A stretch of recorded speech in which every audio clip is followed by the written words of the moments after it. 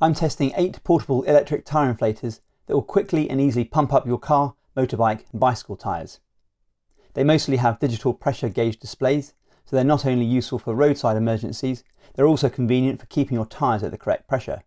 Let's start with the cheapest unbranded pump, which I bought from Aliexpress for under £10. It's currently £14 including VAT, and there's free delivery. I'll have links to all the products I'm looking at in the video's description. In the box you get the pump, an 18cm air hose with a Schrader quick release, a USB-A to USB-C charging adapter, and nozzles for balls and inflatables. There's also an English user manual. There's no Presta adapter included, which is the most popular bicycle valve type. Cars use the fatter Schrader valve. The build quality is as you'd expect for the price, very plasticky, but the display is large and clear and has 4 pressure presets that you can set from 3 to 150 psi. The inflator weighs 406 grams with the hose and measures 127 by 85 by 52 millimeters. It can charge via the included USB cable, but also via USB-C to USB-C, which I'm happy to see. It has a white LED. It's not particularly bright, but would be good enough in an emergency to find your valve.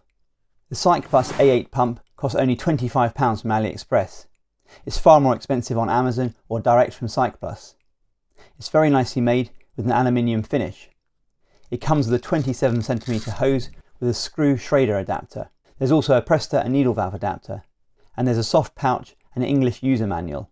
There's again 4 pressure presets between 3 and 150 psi, which are stored in memory, and you can change between psi and bar with a long press of the mode button.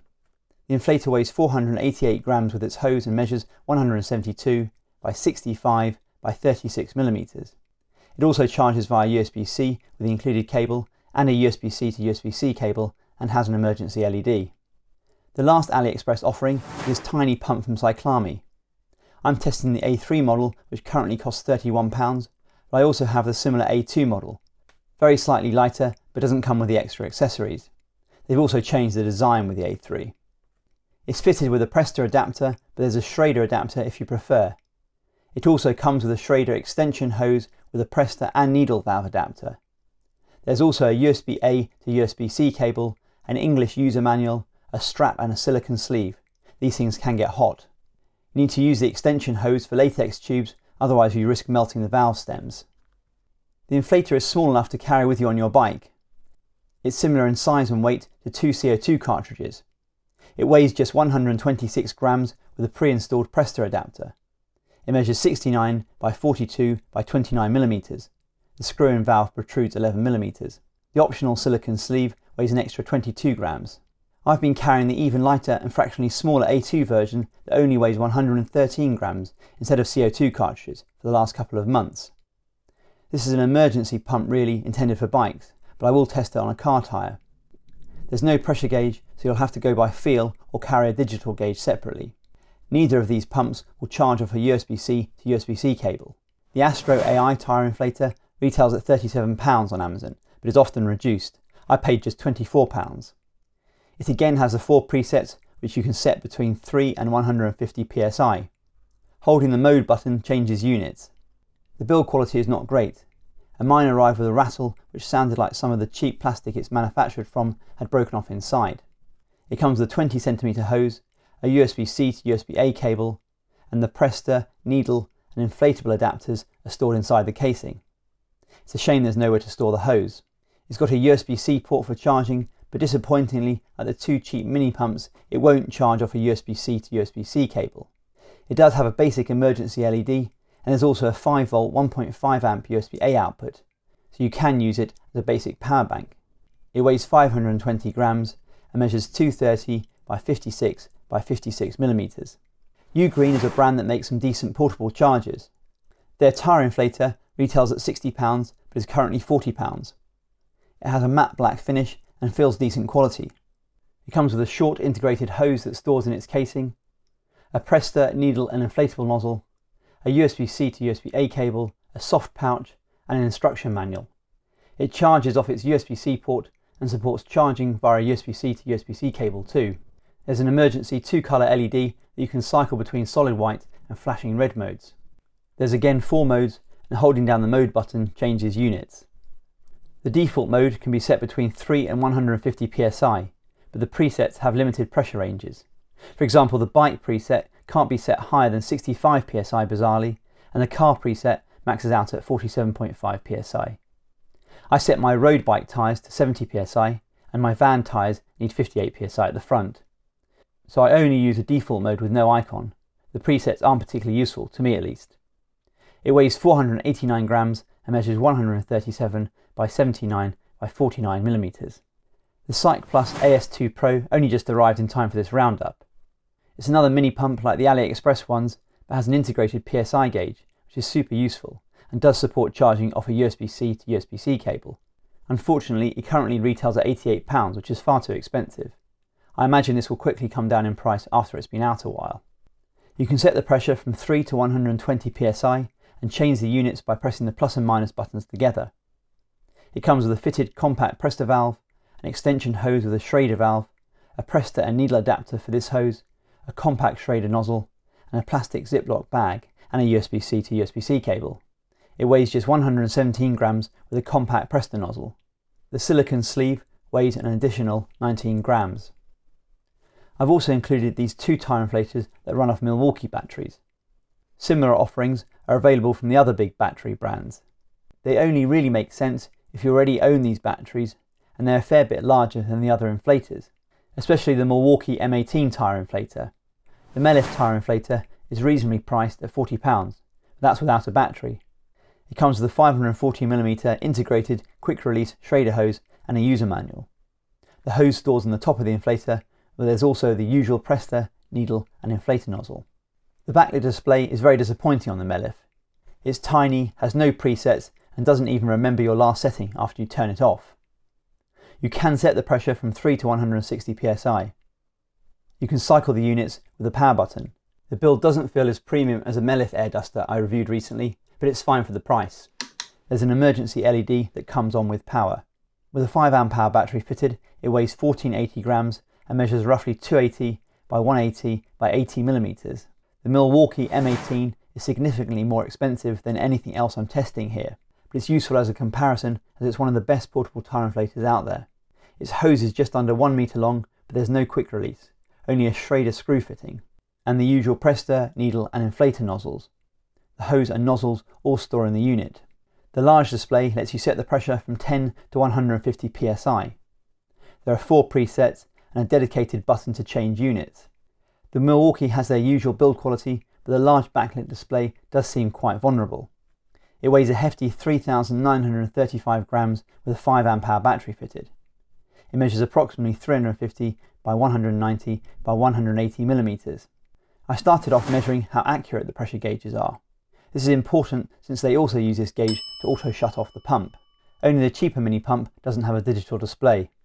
I pumped a bicycle tyre to 70 psi with each pump. Waited a few seconds to see if the display still read 70 psi. If it dropped, I overinflated it slightly and let out a little air with the release button on the valve adapter, so it read exactly 70 psi. I released the valve and measured the pressure with a toe peak digital pressure gauge. I was expecting many of these gauges to be off, but they all measured 68 or 69 psi, apart from the AstroAI, which read 67 psi. Considering I was losing around 1 psi just from the act of measuring pressure, I'd say all of these pumps are plenty accurate for most purposes. The Milwaukee actually self-calibrates its pressure gauge, so it's a good cross-reference for the accuracy of the toe peak. I then measured how long it took each inflator to pump up a 32mm bicycle tyre from completely flat to 70 psi. Obviously a narrow tyre will inflate faster. Excluding the inflators running off Milwaukee batteries, the budget Aliexpress, Ugreen and surprisingly the tiny AS2 Pro were the quickest at 1 minute 20 seconds. The Mellif took 39 seconds and the Milwaukee took 15 seconds. Although the Milwaukee is not ideal for bicycle tyres. It's a little too powerful and tends to overshoot. And after it reaches the desired pressure, it waits a second to check and then goes again if the initial pressure is a little off. Milwaukee recommends not using the auto mode with bicycle tyres and just holding down the inflator button until you get to your desired pressure, which is how I use it. Next I used all the inflators to inflate a car tyre from 45 to 50 psi. Unless it's an emergency, I'd only recommend using the Milwaukee and perhaps the Mellif to inflate a tyre from flat in most cases. But they're very useful for the more common task of just topping up the air pressure. The Milwaukee was the quickest at 18 seconds, then the Mellif at 51 seconds. Surprisingly, the cheapest inflator, costing £10 from Aliexpress, was next quickest at 1 minute 33 seconds, with the Ugreen close behind at 1 minute 44 seconds. The slowest was the Cycplus A8, which took almost 3 minutes. A car tyre has a lot more volume than a bicycle tyre, so the pumps that can move the most air work best here. All these pumps are pretty noisy, but the slowest pumps were also the quietest. I measured around 74 decibels for the AstroAI and Cycplus A8 pumps 1 metre away with a decibel meter. The Mellif and Milwaukee were the loudest at around 86 decibels. Another important factor with these portable tyre inflators is battery capacity, measured in watt-hours. The tiny pumps have very small batteries. The AS2 Pro has a 3.1 watt-hour battery and the A3 has a 2.6 watt-hour battery. In contrast, even running the Milwaukee inflators of a 5 amp-hour battery, that's equivalent to 90 watt-hours. And Milwaukee's 12 amp-hour battery has a whopping 216 watt-hours of capacity. The mid-range units have from 14.8 watt-hours for the budget Aliexpress to 19.2 watt-hours for the A8, with the Ugreen just a little less. I had to take the budget Aliexpress inflator apart to determine its capacity. There's no information in the manual or on the listing. It's quite interesting seeing what's inside, and it wouldn't be too difficult to replace these batteries if they eventually died or you just wanted to upgrade it. Although the listing says there's a German double pump in these units, which there isn't, just a single pump. The AS2 Pro could inflate the bike tyre from empty to 70 psi 3 times before cutting off. The A3 took 2 minutes 30 seconds to get the tyre to 70 psi. After another minute or so, it was dead. The mid-range units all fill the tyres 5 times without their battery status display dropping. Unsurprisingly, I couldn't get the Milwaukee batteries to show any measurable drop either. Personally, I always recharge the tiny pumps after any sort of use on the road, and the mid-range pumps after significant use. For the inflators running off the Milwaukee batteries, I just go by the battery status LEDs. But they last for a long time in normal use. I measured the temperature of these units after these 5 inflations. They do get pretty warm around the air outlet, typically up to around 80 degrees centigrade, although the AstroAI got up to over 100 degrees centigrade. And that's not continuous use. The pumps got to rest for a minute or so between each inflation. Not all the pumps provide a duty cycle, but none of them are intended to run continuously for very long. Even the Milwaukee M18 inflator, intended for more professional use, has a 50% duty cycle. They recommend a 10-minute break after 10 minutes of use. I didn't test them up to their maximum PSI, but did try inflating a 25mm tyre to 90 PSI, which they all managed okay, even the tiny pumps. The A3 took just over 2.5 minutes. If you're after a mini pump and don't want to spend too much, you can't go far wrong with the cheap Cyclami pumps off Aliexpress. I would also carry a small manual pump too.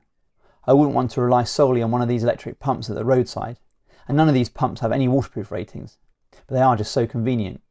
I used one just recently together with a dyno plug to fix a hole in my tubeless tyre in a couple of minutes.